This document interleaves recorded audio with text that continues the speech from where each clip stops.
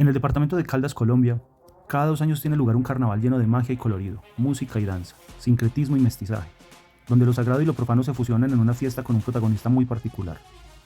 Permítame presentarle mi retrospectiva sobre el Carnaval del Diablo de Río Sucio.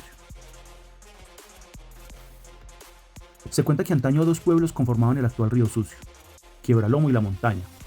Estos dos pueblos gemelos, enemistados entre el mestizaje y las típicas disputas que se convierten en hábitos sin sentido, evolucionaron en rivales vecinos, escalando en un conflicto oportunamente detenido por la intervención de sus sacerdotes, que seguramente conocían los misterios de los carnavales del viejo mundo, y decidieron invitar al diablo como mediador y garante de esa paz instituida en el carnaval. Este diablo, desprovisto de la maldad que el cristianismo le asigna, se erigió como el monarca absoluto de la fiesta y como símbolo sanador de la violencia que cargaban como comunidad. Todo esto me recuerda a los pensamientos de René Girard en su teoría mimética, donde plantea una explicación de cómo lo violento se convierte en sagrado.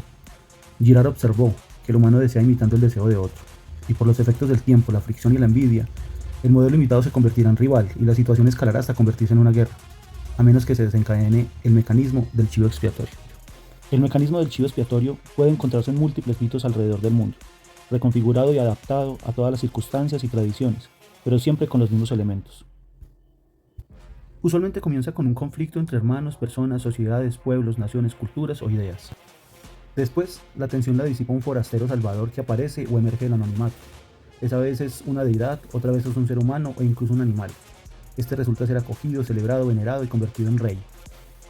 Pero luego en su revés será justiciado, rechazado y elegido como el causante de los males, y se convertirá en receptor de los oprobios arbitrarios de las partes en disputa, con el fin de absolver sus desavenencias. Al final será torturado y sacrificado por la comunidad enceguecida, en algunos casos será desmembrado y devorado por el pueblo justiciero. La comunidad, después del acto salvaje, entrará en un periodo de extraña calma que los llevará a fundar ciudades o imperios. A veces establecerá o fortalecerá un orden social, y en otras ocasiones solo traerá la paz necesaria. En todos los casos, la comunidad quedará en un momento liberada de su culpa. Los elementos de este molde son fácilmente rastreables en la mitología y en la historia. El caso de Caín y Abel en la divergencia entre cazadores y recolectores. La batalla entre el dios Osiris y su hermano Set en el antiguo Egipto, que terminó en descuartizamiento. La historia de Rómulo y Remo y la fundación de Roma. Las increíbles historias de los próceres latinoamericanos como Bartolina Sisa y José Antonio Galán, y sus cuerpos descuartizados como sangriento signo útil para bajar los ánimos rebeldes, en el contexto de liberación de la invasión española.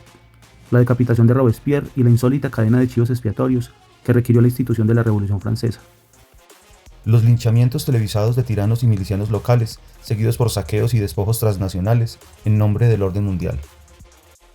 La diosa Hera, violentamente celosa de su hermano y esposo Zeus, encarga a los titanes la muerte del infante Dionisos, a quien matan, cocinan y desmembran para devorarlo y efectuar el esparagmos dionisiaco. Luego, a partir de su corazón intacto, su padre todopoderoso lo resucita y lo eleva al estatus de dios olímpico. De los restos de los titanes verdugos, los antiguos griegos explicaban el origen de la humanidad.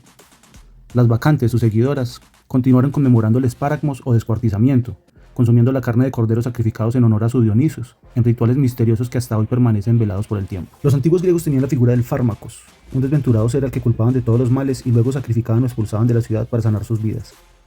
Este mismo comportamiento se ve en el Azazel de la tradición judía, un macho cabrío que por parte del sacerdote recibía todas las culpas de las inequidades del pueblo para luego ser expulsado de su rebaño y rechazado para siempre. Edipo, el rey de Tebas, cuando regresa ignorante a cumplir la profecía de matar a su padre Layo y casarse con su madre Yocasta, es entronizado meritoriamente por derrotar la Esfinge, pero luego es depuesto y exiliado y termina clavándose unas tijeras en los ojos en un terrible episodio de automutilación. En los evangelios de Marcos, Mateo y Lucas aparece la historia del endemoniado de Gerasa, un ser que al ser acusado de los males del pueblo es liberado por Jesús. Después del exorcismo, los demonios que lo atormentaban huyen despavoridos y toman posesión de un grupo de cerdos que corren hasta ahogarse en el mar, liberando así las penas de los gerasenos. El horrible término cabeza de turco sobrevive hasta nuestros días como un sinónimo del chivo expiatorio, pero su significado se origina en una práctica medieval cristiana en el contexto de las cruzadas, donde empalaban la cabeza de su enemigo para culparlo de los oprobios de la Guerra Santa que ellos mismos propiciaban. En Río Sucio el carnaval termina con el testamento del diablo, un discurso lleno de cánticos y alegorías. Picaresco y nostálgico, el diablo, en una forma de desmembramiento metafórico, hereda su cuerpo parte por parte de la comunidad, a veces como premio, otras veces como castigo. Después le cortan la cabeza que guardan en el Museo del Pueblo, mientras que el resto de su cuerpo es quemado en un ritual de cierre del carnaval. Después de esto, Río Sucio queda en calma.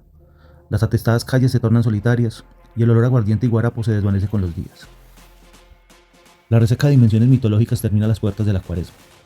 tiempo de quietud y reflexión que concluirá el alegre Domingo de Ramos, con la jubilosa celebración de la bienvenida al Salvador, que trae bienaventuranzas, milagros, panes y peces. Pero después de una cena con sus apóstoles, llena de símbolos y significados que se revelan diferentes a cada generación, entrega su cuerpo y sangre, ahora transubstanciados en cotidianos panes y vino, para ser devorados entre los presentes, antes de ser traicionado y torturado por sus mismos hermanos. Entonces muere cargando las culpas de su pueblo en una cruz, para después resucitar a la derecha de su Padre y reinar glorioso hasta el próximo Domingo de Ramos, cuando iniciará el nuevo ciclo del fármacos, que esta humanidad agobiada y doliente requiere para expiar sus culpas. Los mitos pueden ser relatos maravillosos o historias sagradas, pero lejos de situarse en el pasado, se configuran como patrones de comportamiento que se repiten a lo largo del tiempo y las tradiciones. Somos predecibles porque somos cíclicos, y caemos una y otra vez en el mismo relato, que se ha contado y se contará mientras exista el lenguaje. Habitamos historias mucho antes de ser humanos. Nuestros relatos los compartimos con seres y circunstancias que se pierden en la noche de los tiempos.